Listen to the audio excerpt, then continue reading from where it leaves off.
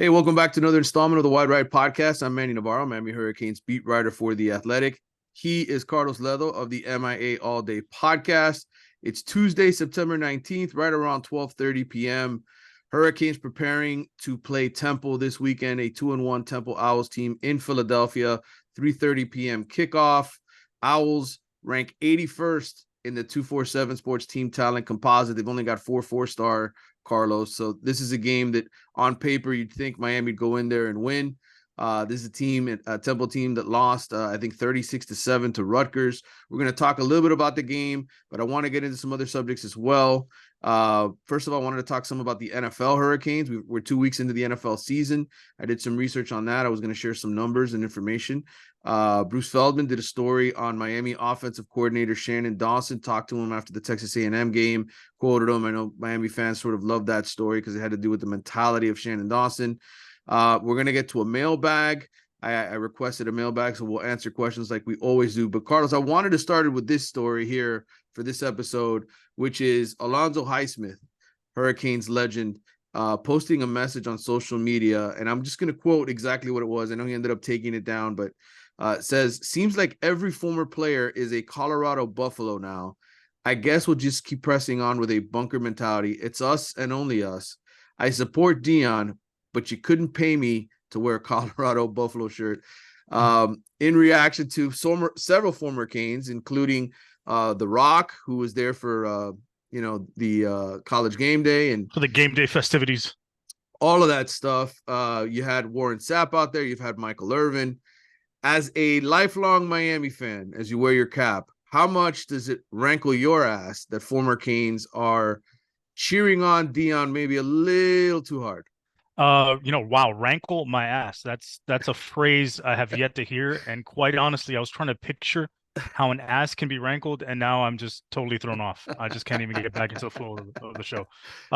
Listen, man, I understand that these guys are friends, right? I understand that they support each other. Listen, I'll support my boy, and if he's playing for a specific, let's say for whatever reason, well, I have friends that play college football, whatever. I would support him, whatever. I would never wear another team's jersey or another team's shirt. I could support my boy without having to wear the gear. I could, if I'm The Rock or if I am Michael Irvin, Warren Sapp, anybody else, I could tweet, I could do all kinds of stuff without having to wear Colorado gear, right?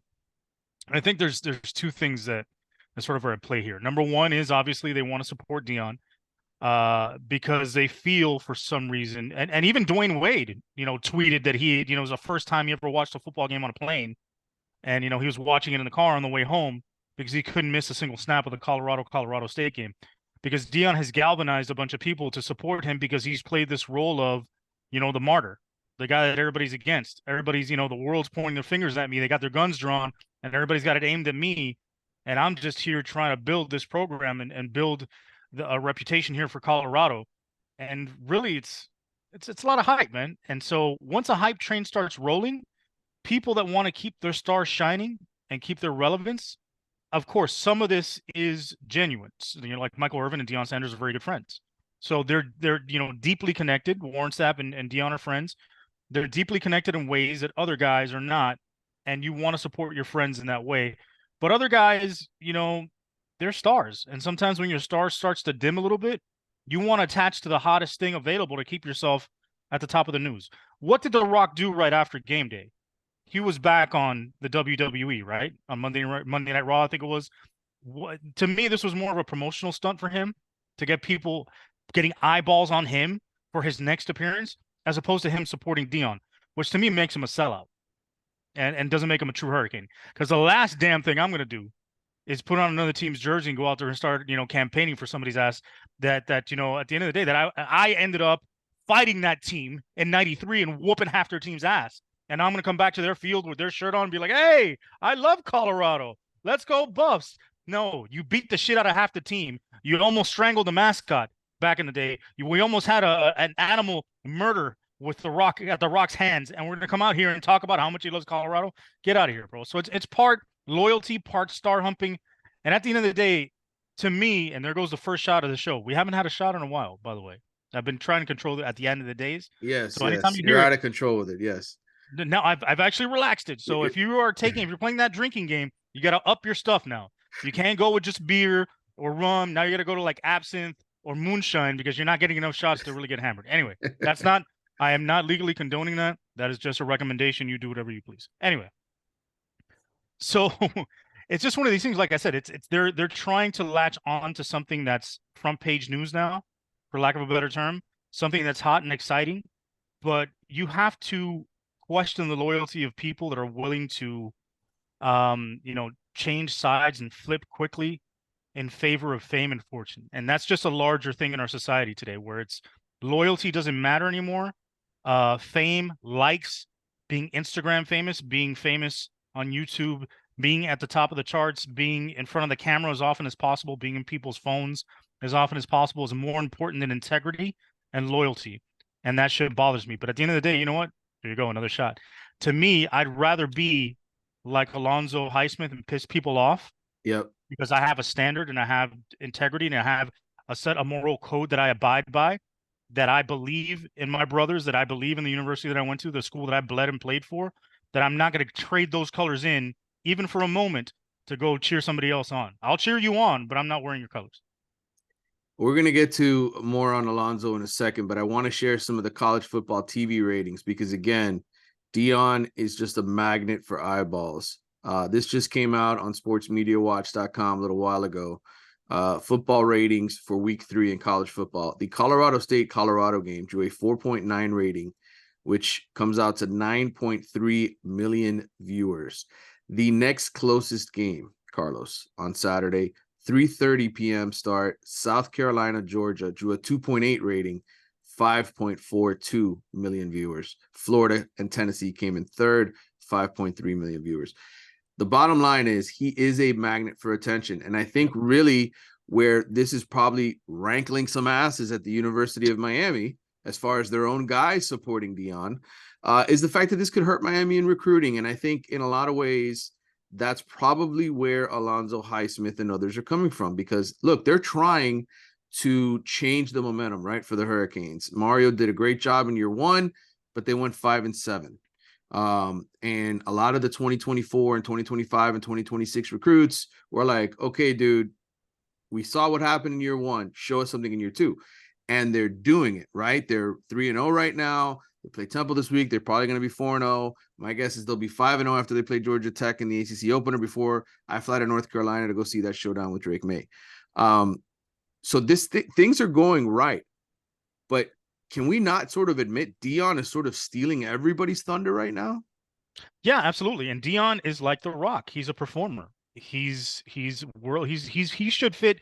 If he was bigger, he'd be in the WWE because he's that kind of a performer, that kind of a guy that could handle a microphone and knows how to handle the media, that knows how to generate interest in himself and in his program, and does a great job of it. I'm not taking anything away from Dion. Dion is doing an amazing job for Colorado. The problem arises, like you said, when you have a competing college program that's going after the same recruits your alma mater is going after, and your attention that you're bringing to that program or the loyalty you're showing to somebody else's program is actually coming at a detriment to your own school. It's not like Dion is the head coach of the Atlanta Falcons and Michael Irvin is putting a Falcons shirt on.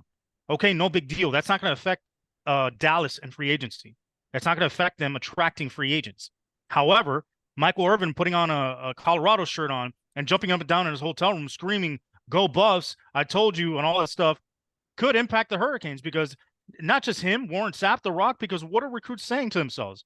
Why are these guys so excited about Dion in Colorado, and why are they pumping that team up and not even paying attention to their own alma mater? Does that mean that this other program is better suited for me? Because if they don't even believe they're in their own program, then why should I go there? Why should I believe in it?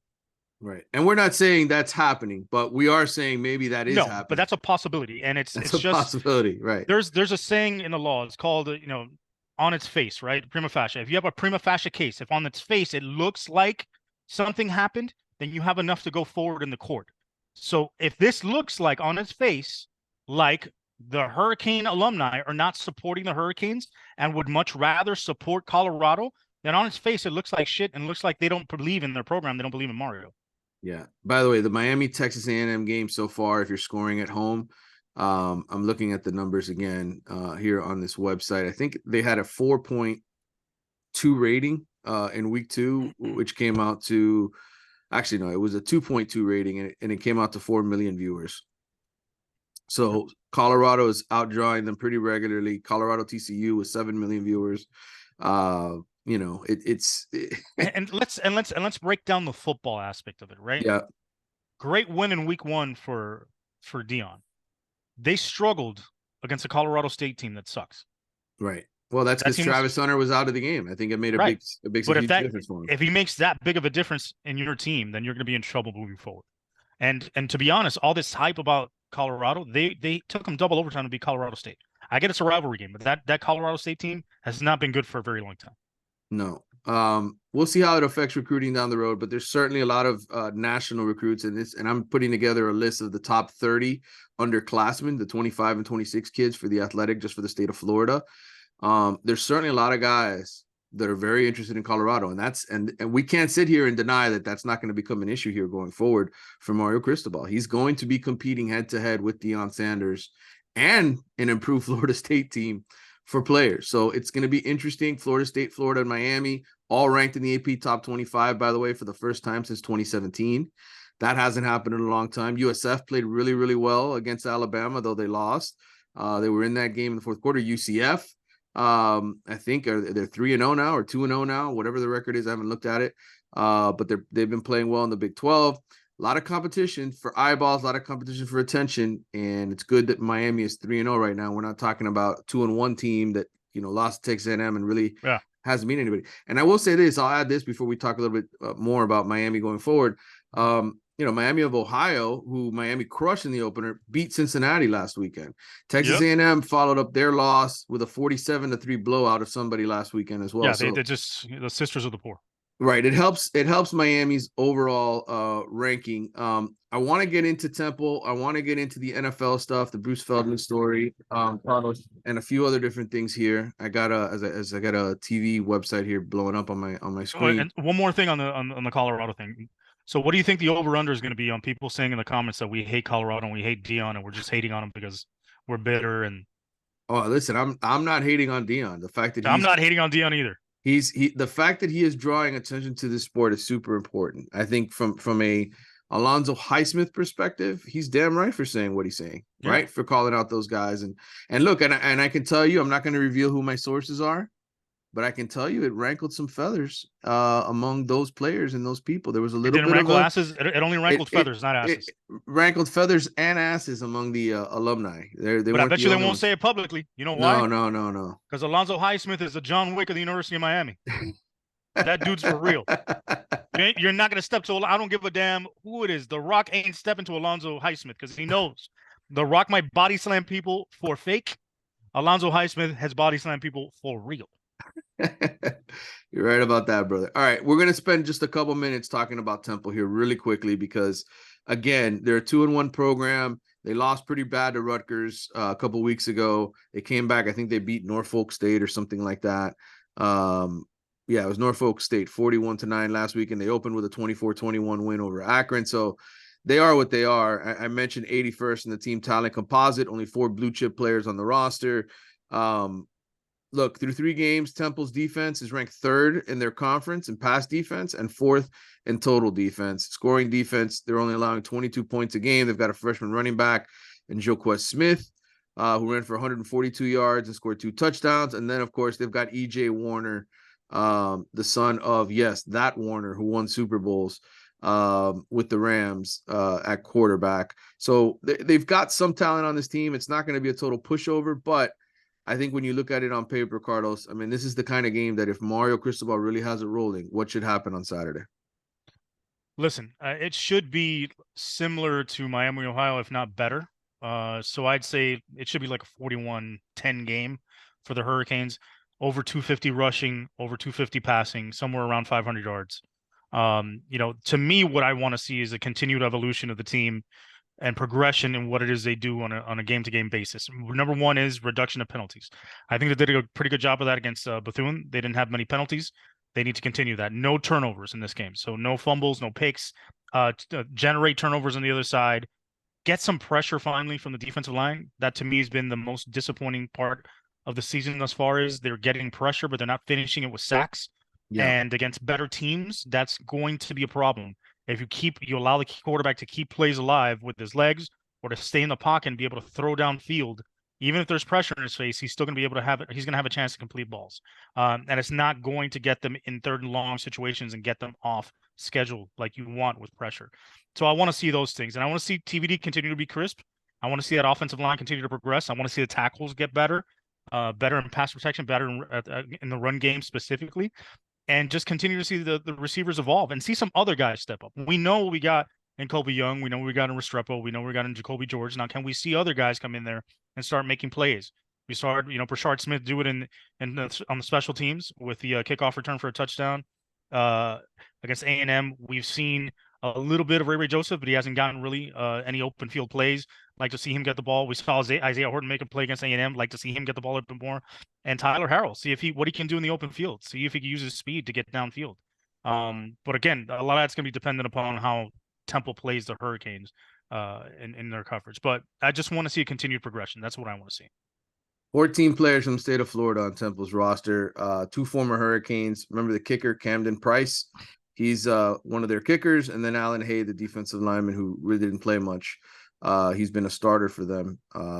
So, we'll see some former guys in terms of guys that wore Miami uniforms in the past. Obviously, some Floridians on their roster. But all in all, this is a game that on paper, again, if we're not talking about this game next week, as Miami going in there and kicking their ass, then it's not a good week for Mario Cristobal. He won't be happy with that. A couple numbers I want to share because I wanted to talk a little bit about this team now that we're a quarter of the season in. 44 points a game, 44.7 points a game, 11th among FBS teams, 511 yards of offense at the average. That's 15th among FBS schools. Rushing offense is 37th, 189 yards per game. Passing offense, 13th, 322 yards a game. Passing efficiency, 7th in the country. Total defense, 18th. Scoring defense, 24th. Only 14 points allowed per game. Rushing defense, 7th. 60 yards rushing a game this defense is giving up.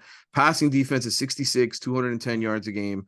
Passing efficiency defense, 43rd, 117.75. Turnover margin, 45th place right now for Miami. Third down conversions, 21st. On defense, they're 62nd. So those are some of the key numbers in terms of team, after 3 games. Obviously, again, Bethune-Cookman, Miami of Ohio, and Texas A&M, the first 3 opponents. Things will get tougher in the weeks and months ahead. But right now, Carlos, what would you say which part of this team, when I just routed off all those stats, is the most meaningful to you? If it wasn't for the Bethune game, I would say the third down conversions, because that's been atrocious over the last 5 to 7 years here with the University of Miami. The Bethune game actually pumped those numbers up because they weren't great after A&M. I think it was like in the 45% range, somewhere along there. I think the points per game is encouraging, notably because they only scored 48 against Bethune, and that's usually a game where you see an inflated number like 63. We've seen numbers against Savannah State like 77 in the past, so you see something in the 50s to 60s against a team like that. But because it was only 48, it's basically keeping in line with the average of what they scored over the first few games. So that to me is impressive. I like the average points per game. I also like the amount of rushing yards they're giving up per game. That means they are controlling the line of scrimmage for the most part, not allowing the other team to get into second and short, second and medium, third and shorts, getting them off schedule, making them convert on third downs, which is huge for a defense to get teams off the field. So that to me is the most encouraging thing so far. Pro Football Focus obviously puts out a ton of information, and I'm just going to hit on a couple things. The most notable one, when I went through the ACC grades, just the ACC, not Power 5, Tyler Van Dyke was the number 1 quarterback. Don Chaney Jr. was the number 1 running back, and Xavier Restrepo was the number 1 receiver in the ACC. So you had 3 guys grading out, according to Pro Football Focus, as the best at their position for Miami. Some other high-ranking guys as well at other spots, but Tyler right now, according to Pro Football Focus, 10 big-time throws, which leads the conference, 2 turnover-worthy throws. That's it. So 10-2 ratio, 8 touchdowns, 1 interception, 821 yards, 76% completion percentage. This is optimum Tyler right now. Yeah, absolutely. And I think, like we discussed last game, last show. It's a result of the way Shannon Dawson is calling the offense for Tyler, getting him started with the quick screens, with the hitches, letting him get into a groove and into a rhythm early on, and that just builds his confidence and allows him to get rolling. Because we saw, his true freshman year, what would happen when he was his redshirt freshman year. We would get in the games and they'd start having to try RPOs and trying to push the ball down the field with him. He'd start off cold and it just take him a while to get going. So I like the way they're building his confidence and making him just make quick decisions early in the game and make it simple for him, which is, a stark contrast to last season where he was having to read more of the field and have way too many things going on all at once. Jalen Rivers is the 5th best offensive tackle in the ACC, and this is just putting a list together of starters. I didn't include a bunch of other, backups and all that. So 5th among starting offensive tackles, the top-rated guy. That's a good score for Jalen. I know you and I have both been critical of him and think he's probably more of an interior lineman, but encouraging sign for him. And then as far as offensive guards, and again, this is just grades.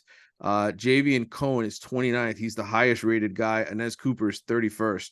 That's among 33 players given grades at guard for the ACC. What's your reaction when I tell you that? I think those numbers are skewed somehow because I think Inez Cooper and Cohen, I think particularly Inez Cooper's played pretty well. Yeah. Cohen's played well too. Obviously you want to mix in Matt McCoy and have him in there as well, splitting some time with Cohen. But I think both those guys have played pretty well. And I think in terms of pressure numbers, I think they've given up the least amount of pressures along with Matt Lee on the offensive line.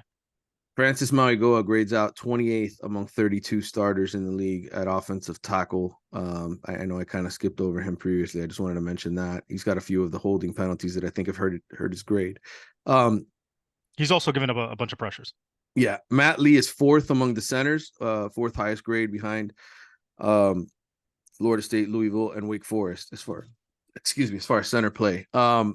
So anyway, that's the offensive line. It's going to flip over to defense here in a second. Talk a little bit about some of those guys as far as where they're grading out. Defensive interior lineman in the ACC. Number 1 guy is Thomas Gore with the highest grade, the Georgia State transfer. He's only played 60 snaps.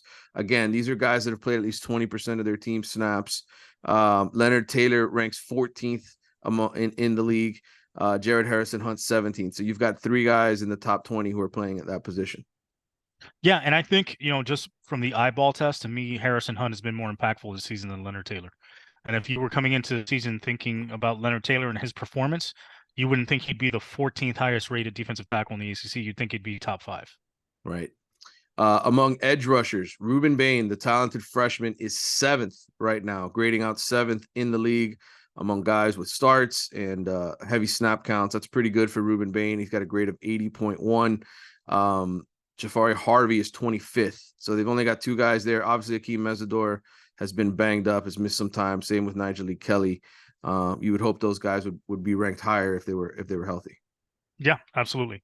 And it's going to come. I think at this point, it's adjusting to a new system, adjusting to the way a lot of these guys are still young, to the way college football is. And Ruben Bain, I think Nigel Lee Kelly is his first year as a starter, so he's still getting adjusted a little bit. Corey Flagg, the highest graded linebacker for Miami. He's 13th in the league. I'm sifting through this. Francis Mauigoa is 30th. And KJ Cloyd 37th. This is among 40 linebackers that are graded in the conference. Surprised at all?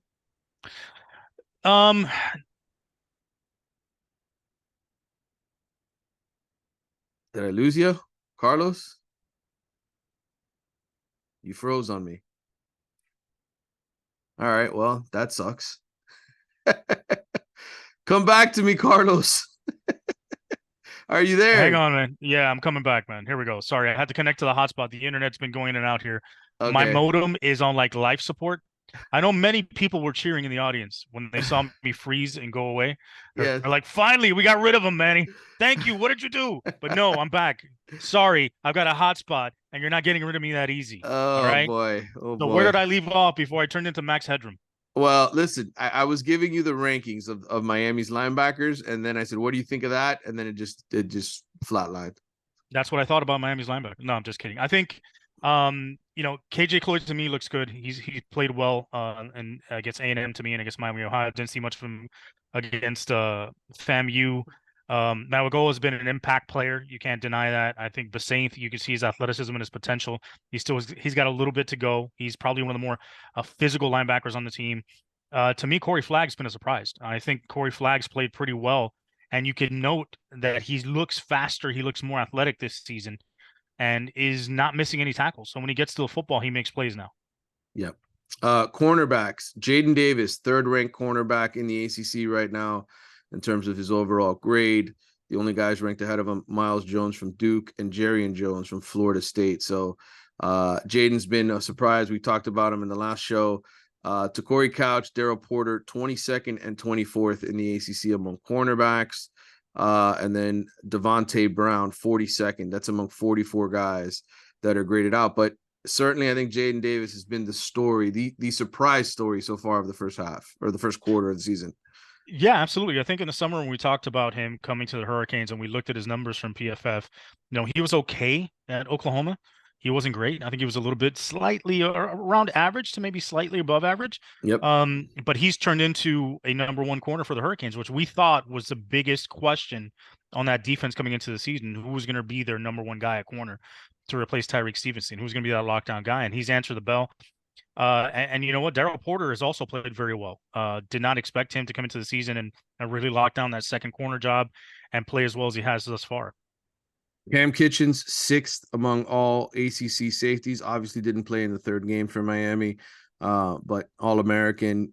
He's close enough to keep himself in contention to be All-American again, especially recovering a fumble and the pick that he had against Texas A&M before he got hurt.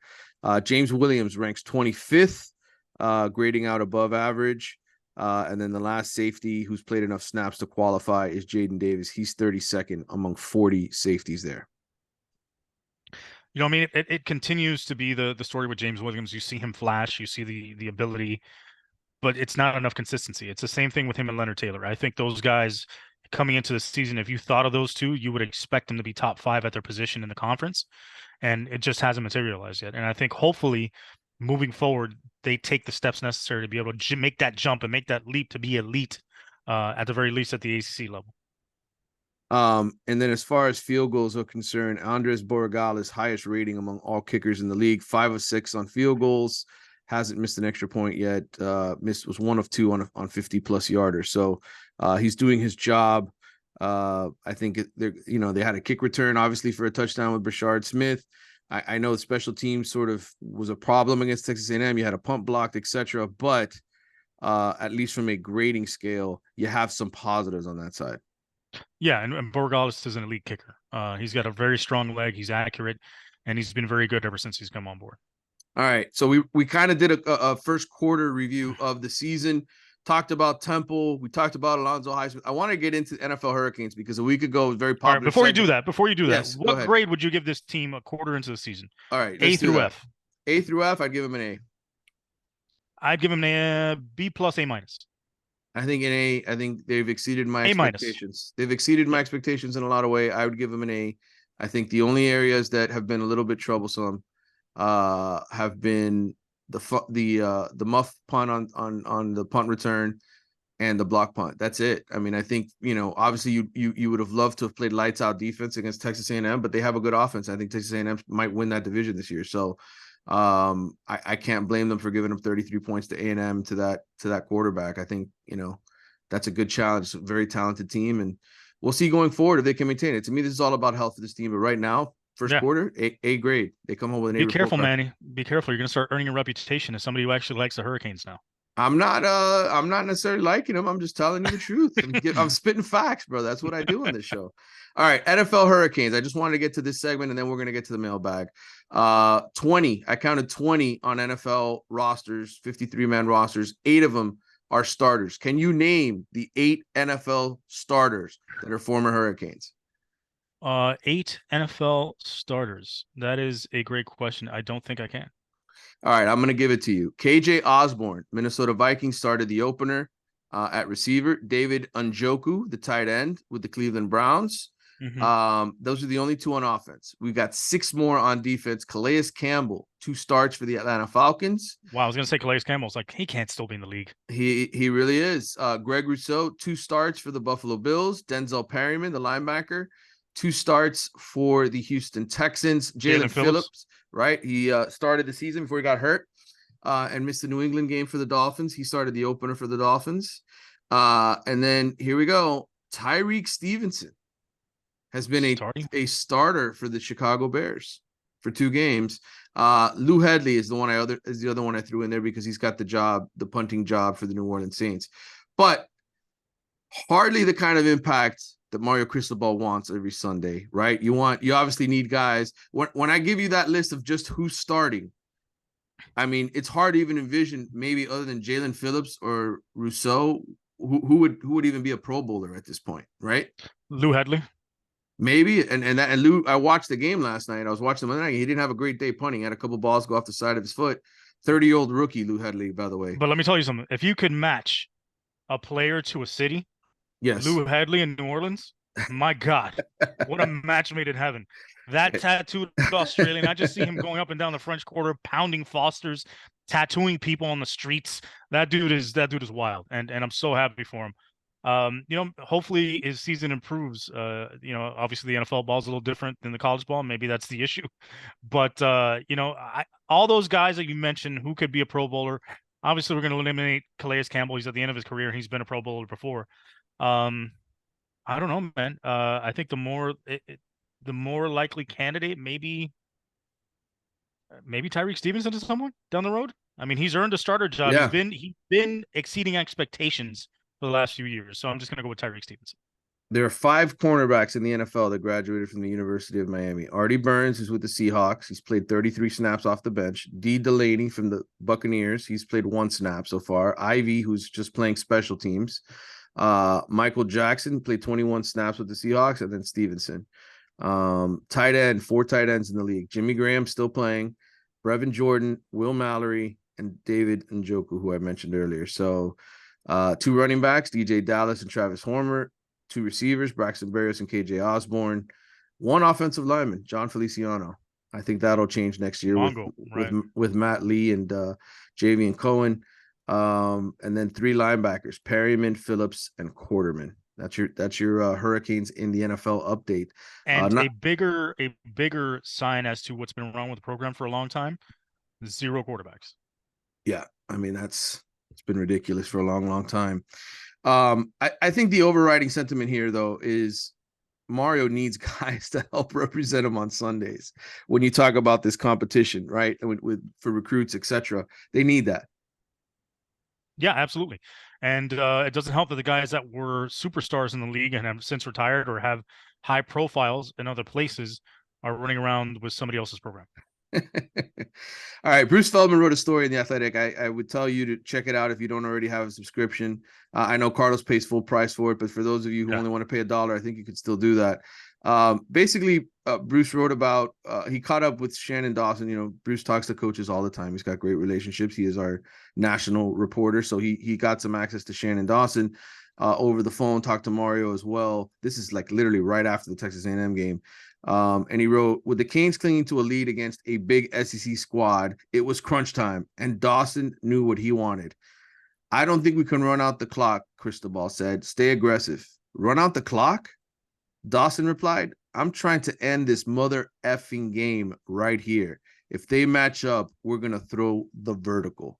Carlos, I know there are a lot of people who got moist when they heard that, when they read those sentences. What was your reaction? Man, that got me stiffer than the door that Rose laid upon in Titanic as she watched Leonardo DiCaprio sink to the bottom of the ocean. That was fantastic. That was great. And there was room on the door, Rose. There was room on the door. You just murdered Leo. And I'm not gonna stand for it all these years later. Somebody has to do something about it. That's the kind of aggressiveness you want in your coordinator, man, both offensive and defensive. Like this, you go for the jugular. You're even countering Mario's aggressiveness, right? Mario was thinking, let's run out the clock, let's get out of here with a win. And he's thinking, no, I'm looking for a dagger. I'm looking to put these guys on the ground. I'm looking to step on their neck, and I'm looking to end this game. That's what you want. And I think that sort of aggressiveness and that attitude filters into the offense. And you're seeing it in TBD, the way he plays. He's playing loose and free right now, and that's what you want out of your quarterback. All right. My final thought on this is Miami sometimes you have to go through the fire, right? Like you just have to sort of figure it out. And I think Mario as a head coach, people forget, oh, he's been coaching a long time now. He coached at FIU, he coached at Oregon. When Mario first got to Oregon, he went through a couple of different coordinators. It wasn't always just sort of, roses at the very beginning. And I think when he first got to Miami, and we've talked about this before here, I think he had a vision for what he wanted them to be. Then he realized, oh shit, I don't have the personnel to do what I want to do with these guys. And in the end, he's found coordinators in year 2 that I think match the personality of this team, that I think match the talent of this team. And I'm not saying they're going to go out and win a national championship, but I think it is as close to a perfect marriage with the level of talent that you have. So I expect them to be able to maximize the talent that's on this roster. A year ago, you couldn't say that. And I couldn't say it a year ago either, because I didn't know. I didn't know who was going to fold and who needed to be sort of dumped out of the program, right? I think you could all look at the situation and say, man, Kevin Steele, that's a good hire. The guy's had a lot of success in a lot of places, right? Go out and hire the Broyles Award winner to run your offense. It seems like the good fit, seems like the right idea. Mario likes to run the football. But then you come in here and you actually run those schemes with the players, and it just didn't work. And in the end, Mario got a guy who I think, both of these guys, and we said this Louisiana natives, guys that have coached at lesser programs, that haven't had, Angus steak, grade A Angus steak to cook with. Now they've got, it's just a good match. It's just a good match, Carlos. That's all I want to say. That's a way to put it, man. Match.com. They swiped right on Tinder, and then Mario found the right one. Sometimes you got to swipe right a couple times before you land the right one. Yep. But I think a couple of things happened. I think you're right. I think Mario came in with a plan. He came in with an idea of what he wanted the program to be. He felt like he can mold the players into fitting into that sort of ideal, and it didn't work out. And then he transitioned and thought to himself, not just because of the current talent on his roster, but I think he looked at the issues he was having recruiting skill positions on the offensive side of the football, specifically at receiver, and said, what are we doing wrong in system wise that these guys don't want to come here? What are other programs doing that are attracting these top flight receivers? Because we need to land these guys. So he made that adjustment on offense. Same thing on defense. What are we doing that DBs aren't wanting to come down here, right? We're landing ends. We're landing, some pass rushers. We're not getting enough tackles, but and we're not landing the type of corners that we want. What do we need to do to adjust our system to help them? Well, you need an aggressive system that's going to pass rush, get in the quarterback's face, and force throws out that are contested and under duress in a shorter period of time, so those corners can make plays. Not leave them back there covering for 5 to 6 seconds and then have them get bombed or beat because they've just been back there for too long. So I think the adjustment of systems has worked in a lot of different ways. But I think what you really want from your offensive and defensive system is to maximize your talent, not hinder it. And I think that's exactly what these systems are doing. They're maximizing their talent. They're using them in the right way, and they're not hindering the team's performance because the system doesn't match the guys on the field. Yeah, 100%. All right, let's get to our mailbag. We got a lot of questions. I'm going to go to Jason, who has my direct number and text message me every now and then. Oh, God. A buddy of mine, one of our followers. Jason's been very helpful over the years, pointing things out to me when I'm not paying attention and letting me know what's going on. So, Jason, I'm going to answer your first 2 questions here. Grade Mario. First, you know what you're doing here now, right? Yes, I know. You're going on air and you're telling people that you're answering questions that have been text messaged to you. Listen, you know how many questions I get from friends on a weekly basis via text message? Now you're setting an expectation that I have to answer that on air. Listen, apologize. Guys, I apologize. I'm still not doing it. All right, this is from Jason. Grade Mario's coordinator hires 3 games in. I'm gonna just give it straight A's. Just right now, they have been straight A's. I don't think you can change that. Where is Miami in your current power ACC rankings? Okay, we do Grace Rayner, who covers or did cover Clemson. Now she's one of our national recruiting writers. We do the ACC power rankings every week. It comes out on Friday for The Athletic. And we're not very popular people right now because Grace, we do it draft style so that we each kind of decide, where teams are going to go. Grace got the first pick last week, and she put Miami number 1 in the ACC ahead of Florida State, which angered a lot of people and accused us of being really, really stupid. Now, to defend Grace, Miami was coming off a huge win over A&M, and she thought, okay, well, right now I think Miami's playing like the best team in the conference because they have the best win. Some people didn't like that approach to the power rankings. But hey, this is why it's a weekly exercise. Every week we flip our rankings around. I do have the first pick this week, by the way. If I were to draft a team, and I know this is going to piss off a lot of people watching this podcast, if I had to draft Here it comes, Manny. first in the ACC, I still would pick Florida State. I still would, even after their ugly loss over Boston, or ugly win, rather. Ugly, it felt like a loss the way people were talking about it. Their ugly win over Boston College. And I'm going to say why here. Number one, they were up 31-10 in the third quarter, playing on the road. Jordan Travis and company seemed to have control of that game. There was a turnover that led to a touchdown. The quarterback for Boston College, they were playing like a desperate team. And I'm not trying to make an excuse for Florida State, but the reality is if Miami and Florida State were to play right now, I would think 9 out of every 10 sports writers or people who cover the sport would probably pick Florida State to win that game. Do you agree or disagree with me, Carlos? Yeah, I agree. I mean, I think coming into the season, we both thought Florida State was the better team. I thought Florida State was the best team in the ACC. I would think Clemson would still be second to me. I think Miami's right there at third. It's the toss-up between them and USC right now. UNC right now, they look better than UNC to me. But this does show some chinks in the armor for Florida State. If you're able to get at Jordan Travis and he's not 100%, which we saw in that game, you're going to have some success against them. If you're able to handle their pass rush, then you're going to have some success on offense. If you're able to generate turnovers, they're not a perfect team, right? They have a lot of talent. They're a very good team, but they're not insurmountable. And I think that game against this past weekend against Boston College shows that. And I think it's an encouraging sign for Hurricane fans to feel like, you know what, come November in Tallahassee, this thing's going to be a dogfight. Florida State is giving up 22 points a game. They're 65th or 64th rather in scoring defense. And I'm looking up, yes, here it is. Here's the stat Miami fans love to throw out there. They're 104th in total defense, 391 yards a game. I know that that's the kind of stuff that people cling to. 98th in yards allowed per game. Yes, they've given up a lot of yards. They also played their last game without Akeem Dent, who's their starting safety. Again, is Florida State perfect? No, and I'm not accusing them of being perfect. I thought when I did my preseason predictions, I didn't think anybody in the ACC would make the college football playoff.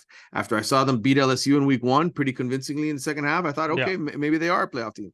But look, nobody in the country right now looks like the number 1 team, right? Like nobody. Georgia's not playing like it. Other teams aren't playing like it. So right now, you just have to see how teams progress, right? How do they get better? Man. Yeah. It's college football. Like I said last week, it's matchups. Sometimes you run against a team at the right environment at the right time, and they just happen to catch you when you're not at your best. And it happens. And sometimes a team's particular style exposes you in areas that were your weakest. And they've got the better matchup against you. That gives them a chance.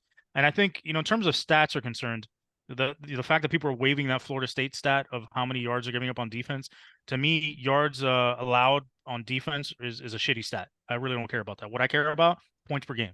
How many points per game are you giving up? Because you can give up 390, 380, 400 yards. If you're giving up 14, 15 points a game, that doesn't matter. That means you're shutting things down, forcing field goals, and not giving up touchdowns in the red zone. All right. I would say right now Miami is the second best team in the ACC, but I reserve the right to change that if Clemson beats Florida State this weekend. All right. I think there's a possibility, and you and I watched a little bit of that Clemson game, Carlos, when we were hanging out at your house this weekend. I thought they looked good. I thought Clemson looked improved, like they're improving on the offensive side of the ball. And their defense is coming alive too. Yeah. Yeah. So I picked Clemson to win the conference in the preseason. I'm not changing my pick so far. I haven't seen enough bad from Clemson to be like, nope, it's impossible. They're not going to win it. So, all right, let's get to the questions on Twitter. This is from Jesus, literally Jesus, Hey, Jesus. Peace be with you. 1133. Can you expand on the differences between Guidry's defense and Manny Diaz's defense? Both are attacking, but people eventually figured out Diaz. Should we be concerned about the same thing happening? Big fan, go Cane, says Jay. All right, so I think they're very similar in the sense that they're predicated upon pressure, right, and pushing the line of scrimmage back. I think they do it in some different ways. I think Guidry does a lot more movement up front with his defensive linemen in terms of stunts and movement. I think he also does he brings pressure from different angles, where he likes to bring corners and linebackers and safeties at different situations and drop ends, which Manny would do on occasion, but he seems to mix it up a lot better. And I think the main difference for me is Manny's defense was focused on tackles for loss, and pushing the line of scrimmage backwards, whereas Guidry's still focused on creating pressure through blitzes and through the defensive line, but there's more gap control. There's more gap integrity, meaning they're sound at the point of attack and they're not going and flowing past the football or getting knocked into the wrong gaps. All right, Matt Brown, who's an editor at The Athletic, I asked him, I said, could you compare Manny Diaz's defense in 2021 to Lance Guidry's defense in 2023, just in terms of blitz calls, blitz rate, and then, zone and man coverage. So these are the stats. I'm literally reading it right off of the message that he sent me. So in 2021, Miami brought pressure 32.7% of the time, actually they brought the blitz 41.1% of the time. So far in 2023, they're only doing bringing the blitz 37%. So actually at a lower rate, they're getting pressure. Very similar. Yeah, they're getting pressure on 49% of their snaps. Miami is when they're in pass defense. In 2021, they were only getting there 32% of the time. So what does that tell you? They're blitzing less and yet getting more pressure. That's why they're better. And then from a coverage perspective, how often they're in zone versus man. 2021 zone 63.4% of the time. 2023 64.6. So basically the same amount of zone defense that we saw under Manny Diaz as we're seeing right now under Lance Guidry. It's not that much more. Your thoughts, Exactly. Carlos? It's exact. To me, it's pretty much the same defense. It's very similar. I think the main difference to me is that gap integrity along the defensive line, and of course the talent, the guys that you have playing the system. You have, Manny's defense looked a lot better when you had Gerald Willis, when you had better guys along the front, when you had Shaq Pickney, when you had Shaq and Pickney, when you had those guys that you could line up and play and say, listen, we've got some studs now. When you had a Michael Jackson at corner, right? When you had Red Wine and I forget the other guy's name at safety, you had a bunch of talented guys that knew the defense and can play it well, and I think that helps a lot. All right, this is from David Hernandez, D Hernan_ on Twitter. Which player has to have a big game for you, Harrison Hunt or Jaden Harris? Also, is the Philly cheesesteak overrated or underrated? First of all, let's start with the important question: the Philly cheesesteak. Okay, if you do not like steak and cheese in a hoagie, there's a problem with you, my friend. That's never overrated, buddy. I don't care where you get it from. You can get it from Subway. You can get it from Miami Subs, which back in the day, before I knew anything about real food, when I was like in high school and middle school, I used to love that Miami Subs Philly cheesesteak and those fries. Boy, I would let me tell you something. After that, there would be an orchestra going on in my room, boy. It would be like the Quad City DJs with the bass coming out of there. A lot of booming systems, if you know what I'm talking about. But the Philly cheesesteak, you can't go wrong, man. And I've followed a recommendation, thanks to Manny, that he's been on my ass for the last year to try this weekend because he forced me at gunpoint to try this food or else he was never going to come to my house again. So we ordered something called North South Grill, and my wife ordered the steak sub from there.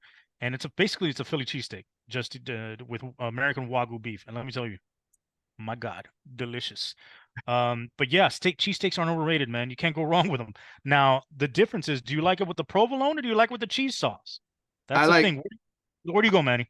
I'm a cheese sauce guy. I've always been a fan of the Cheese Whiz. And I've been to Philly several times when I was covering the Marlins and the Heat. Whenever they were playing the Sixers and Phillies out there, and so I had my taste of Pat's and Geno's. Look, Philly's cheesesteaks are the bomb, and I'm a steak guy. Obviously, I look like I put away a lot of steak, so I would tell you that they're not overrated. They're very underrated. I think not enough people try them because they think, oh, it's too fat, too greasy. It's delicious. It's just really, really good. Listen, bro, you've just said the two key words in terms of my diet: fat and greasy. I'm sold, buddy. I'm sold. Listen, as far as who's got to have a big game, what are you talking about? With this game coming up, they all have to have a big game. They all got to get better. But I'm a fan of Harrison Hunt this year. He's looking a lot better coming off last season. I think Jaden Harris has to have a better game, especially if Cam Kitchens doesn't play, right? Like if you, again, that's a position that safety is so important for Miami. You don't want to give up big plays. You don't want to be out of position. I thought he played well in his first start with Cam Kitchens out, but that's obviously against Bethune-Cookman. Yeah. It's I think Temple will be a little better than Bethune-Cookman when they line up and play. This is from J.K. Slade. Who's been better, Braxton Barrios or Xavier Restrepo? Carlos, I got to look up Braxton Berrios' stats right now from a couple years ago, but as just from a topical perspective, I think Restrepo at this point probably has more yards than Barrios had his last season through 3 games. That's what I'm betting. that's what you're betting. All right, I'm But I looking. think Barrios probably had more touchdowns. Barrios' last season with the program was 2017. Okay, Let me get the calculator. Hang on. All right. you ready? Go ahead. 55 catches, No. 600. Oh, go ahead. You're not going to do the game by game breakdown. He hit his first 3 games Braxton, I can do that for you. Let me do that for you. Here we go. because that's apples to apples there. Yeah, he had 10 catches for 157 plus 35 is 192 192 and 3 touchdowns. So after 3 games. after 3 games, 10 for 192, and that was Bethune Cookman, Toledo, and Duke. All right. So and Restrepo's past that, right? Yeah, he has. And here's what I'll say about Braxton Berrios. Braxton Berrios, here's a factoid. How many 100-yard receiving games do you think Braxton Berrios had at Miami? 2. One. I knew it. One game, 105 yards against Toledo. His highest catch game right now, his senior year, was 8 catches for 90 yards against Florida State. He only had 12 catches for 178 yards as a sophomore. As a junior, 12 for 86 as a sophomore, and 21 for 232 as a freshman. So 55 catches over the year, 679 yards and 9 touchdowns. I would say right now Xavier Restrepo is playing at a higher level than Braxton Berrios was as a senior. Agree or disagree? I agree, and he's making more big plays. He's making not just the underneath catches, but he's getting down the field. Yeah. Ruben Velorio, that's our Rub Velorio on Twitter. Do you think Velorio? Do you think we'll see more tight ends involved in the passing game as we start ACC play? Do we have any updates on Elijah Arroyo? I don't have any updates on Elijah Arroyo, other than he's smiling a lot on the sidelines during the game as I watch him on my binoculars. He looks perfectly fine to me. I don't know if this is just Mario keeping him out until he's needed. It could very well be the case. Do I think they will use it more? Yes, I think they will use the tight end more. And I think particularly in the run game. You saw Cam McCormick do a whole lot of blocking. He's been pivotal for that. I think Miami's going to try to run the ball more once they get into ACC play because I think they believe they can win a lot of battles up front and control games that way. So I think we will see a lot more tight ends once ACC play begins. Right now, I would say that their offensive coordinator is hiding some stuff for sure. I don't think they're absolutely. And I don't think you're going to see much of it against Temple either. I think what you saw last game, like we talked about, was the same game plan they had against Miami of Ohio. Mm-hmm. I think Texas A&M's game plan was a little bit more expanded, not much. Yeah. But you're basically saying the same kind of play calls. Not that the air raid offense is very complicated in terms of what it does, but I think formationally, motions, those kinds of things. You haven't seen a lot of RPOs either. I don't think you haven't seen what we call a tight end pop, which is basically an RPO where you're faking it to the running back and hitting the tight end on a quick seam. Those are all things that are used around the goal line and things that you can even use in open fields. I think they're hiding some stuff. Like you said, they're holding back on a lot of what they do in terms of their complex play calling, or at least things that they try to take advantage of with matchups and their route calls. I think eventually for the tight end to be more effective, you're going to need somebody that can prove they can catch the ball and get down the field. I thought Jaleel Skinner was going to be that guy, but apparently he hasn't earned the reps yet. If he starts developing in practice, takes the next step, and starts earning more snaps, hopefully he does that this week and he can be trusted, then he can be a weapon until Arroyo comes back. This is from Jake Campbell, the one coach soup. They all have looked good, and I could be wrong, but when I watch Don Chaney run the ball, he looks like the best back outside of Fletcher. He runs violent, fast, and in the right spot. Again, they've all been great, but he's looked different. Agree or disagree? I'll let you go first. I think coming into the season, if there was no injury history, you would say Don Chaney would probably be the number one guy, right? In terms of talent and ability. He was the guy that everybody saw coming out of high school as being the best guy. Maybe Mark Fletcher will be up there in the conversation. Those two guys are 1 and 2. Henry Parrish will be a little bit below that. AJ Allen will be somewhere along with Henry Parrish. But, the injuries have taken their toll. He looks better. He looks like he's running a lot better than he was even last season before he got injured again. Can he stay healthy, though, is the question. And can he continue to battle up the depth chart? If he keeps running the way he ran against Bethune, then absolutely. But he struggled his first couple games against A&M and against Miami of Ohio. He didn't get the plays that he was getting against Bethune. But if he gets in the open field, the guy's dangerous. He does run violent. He does run hard. He is fast. He is quick. He's all of those things. But he's got to stay healthy and put it all together. He's the number one rated running back right now in the ACC in terms of grades, according to Pro Football Focus, with a 92.3 grade. I mentioned Miami had, the number one quarterback, number one running back, and number one receiver Hmm. in the conference in terms of grades.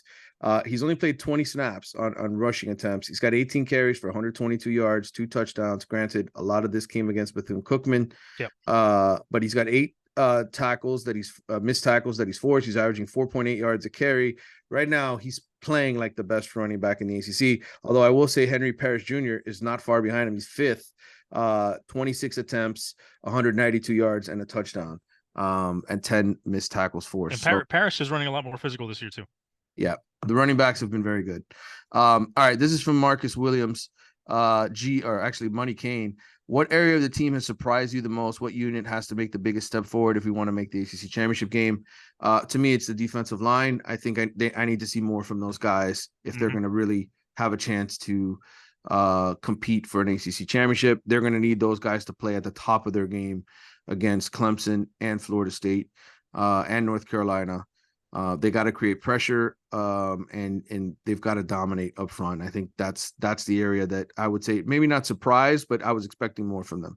I agree 100%. I think in terms of a positive surprise, receivers outside of Colby Young have been really playing very well. Restrepo, Jacoby George has been having a really good season so far. He's stepped up.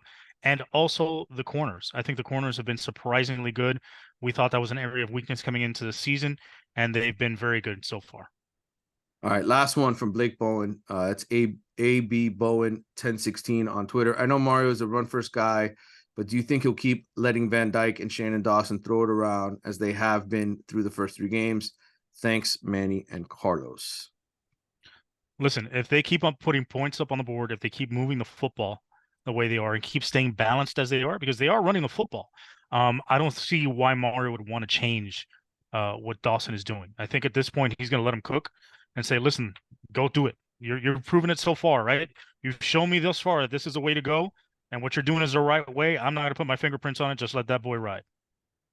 I agree, Carlos. I think you stick with what works, and it's all working right now for him. We will see how teams adjust to them. I think that's the one thing, obviously, that we don't know is how the better defensive coordinators in this league and the better coaches in this league will adjust to what Miami's doing. But I think certainly it's hard to defend the quick pass. And I think Tyler Van Dyke, I've talked about this in the past, he's getting rid of the ball quicker. You've talked about it, just like Tua in the NFL with the Dolphins, right? Quick release, get the ball in space, let these guys make plays. I'm very interested to see how teams adjust and try to take Tyler out because, like I said, he's playing like the best quarterback in the league right now in terms of the ACC and certainly one of the top 10 in all of college football. Teams will adjust; they will make adjustments. It's how Miami counters, and that's when we'll really learn how good these offensive and defensive coordinators are. Yeah, absolutely. I think so far they've shown a good ability to adjust in the second half as well, which is something that's been a hindrance to the program for the last few years as well. So let's see how it goes moving forward. I think they'll be able to adjust and adapt. All right, Carlos, we're done. That's our show for today. We hope you enjoyed it. We covered a lot of areas. Miami plays Temple Saturday, then it's a bye week. We will be back next week with another episode, unless there's other huge news coming up. Make sure you subscribe to the MIA All Day podcast. Follow Carlos on Twitter. And make sure you subscribe to The Athletic and this YouTube channel right here where you're watching today's show. I'd appreciate it. Thank you very much. And one more thing, I wanted to give a quick shout out to a new company that I'm working with, Candela Pickleball. Carlos, I told you how much I play pickleball on the weekends. It's great exercise. I know a lot of you here in South Florida, people are playing it in parks. I mean, it's like basketball back in the day, Carlos, where you go to a court and you got to wait to get a game. That's how crazy this thing is. But Candela Pickleball, you can use my code to get 10% off all the merchandise. That's wide right 10. Wide right 10. If you go to candelapickleball.com, make sure you tell them that I sent you. Appreciate you guys tuning into this week's show. We will be back next week. Final thought? Final thought is, the reason why pickleball is so popular, like it was basketball back in the days, because people who used to line up at the basketball court our age can now no longer do that. So we need that short court, baby. We need to put the pickle on those balls. All right, guys. Take care. Thanks for tuning in.